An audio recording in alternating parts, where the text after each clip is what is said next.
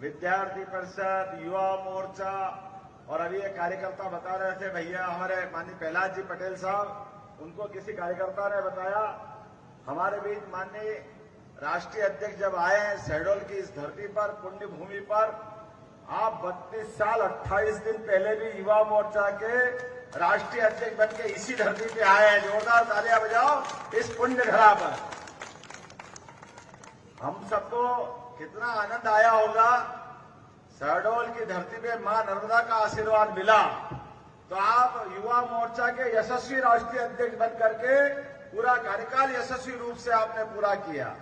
और अब आप राष्ट्रीय अध्यक्ष भाजपा के नाते से आए हैं और यशस्वी प्रधानमंत्री को तीसरी बार तिलक लगा करके दुनिया को नंबर 1 का देश बनाने के लिए, आगे बढ़ाने के लिए आए। जोरदार तालियां बजाओ एक बार माननीय नड्डा जी के लिए, भाजपा के यशस्वी अध्यक्ष। जहां आपके कदम पड़े, जिस दिशा में दुनिया की सबसे बड़ी पार्टी का गौरव अगर मिला है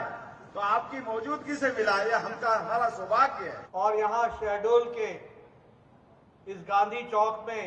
एकत्र आए देवी और सज्जनों, मीडिया के मेरे साथी, प्रिंट मीडिया और इलेक्ट्रॉनिक मीडिया के मेरे साथी, ये मेरा सौभाग्य है कि मुझे आज एक लंबे अरसे के बाद इस जनसभा के माध्यम से शहडोल की प्रबुद्ध जनता के साथ उनके दर्शन करने का और उनके साथ वार्तालाप करने का मुझे सौभाग्य मिला है। सबसे पहले तो मैं नर्मदा माता को नमन करते हुए अपनी बात को प्रारंभ करना चाहूंगा। वहीं विराटेश्वर मंदिर को भी माथा टेक कर अपनी बात को प्रारंभ करना चाहता हूं। मैं जब शहडोल में आया हूं तो राजा शंकर शाह और उनके सुपुत्र जिन्होंने देश की आजादी के लिए बलिदान दिया, उनको भी मैं याद करता हूं। और जब मैं इस धरती पर आया हूं तो रानी दुर्गावती का बलिदान, रानी दुर्गावती की कर्मस्थली, उसको भी मैं नमन करके अपनी बात को प्रारंभ करता हूं। मुझसे पहले बहुत सी बातें मेरे मुख्यमंत्री जी ने आपके सामने कही है। मैं एक ही बात कहना चाहता हूं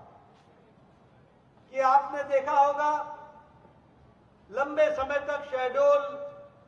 मध्य प्रदेश ने वो दौर भी देखा है जब इस सारे इलाके की उपेक्षा होती रही, विकास के नाम पर नगण्य था।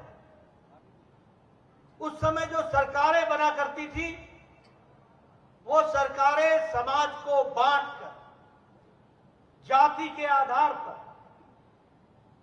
परिवारवाद का नाम लेकर के और तुष्टीकरण की, वोट बैंक की राजनीति लेकर के चुनाव लड़ा करती। हमने यह भी देखा कि माननीय मोदी जी के नेतृत्व में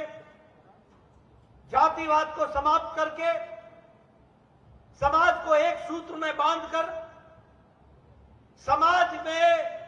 सबका साथ, सबका विकास, सबका विश्वास, सबका प्रयास, इस मंत्र को लेकर विकासवाद की राजनीति को प्रारंभ किया तो प्रधानमंत्री मोदी जी ने किया। और इसी कारण से एक राजनीति की नई संस्कृति आ गई और उस संस्कृति में विकास को अहम दर्जा दिया। आज मुझे खुशी होती है, एक दौर आपने कांग्रेस का वो भी देखा है जब महिलाओं की उपेक्षा हुई, जब आदिवासियों के बारे में कभी किसी ने सोचा नहीं, जब युवाओं के आकांक्षाओं के बारे में कभी भी किसी ने सोचा नहीं, किसान को दरकिनार किया गया, वो दौर भी हम लोगों ने देखा है। और आज हमने वो भी दौर देखा है जब महिलाओं का सशक्तिकरण हुआ, किसानों को ताकत दी गई, युवाओं की आकांक्षाओं को पंख लगे और उसी तरीके से गांव गरीब के विकास में हर तरीके का योगदान हुआ, यह भी हम लोगों ने देखा है। और मैं ये बड़े गौरव के साथ कह सकता हूं कि आज मोदी जी के नेतृत्व में आदिवासी भाइयों का बजट जो उनके विकास के लिए लगना है, 3 गुना बढ़ा दिया गया है, इसको भी हमको ध्यान में रखना चाहिए।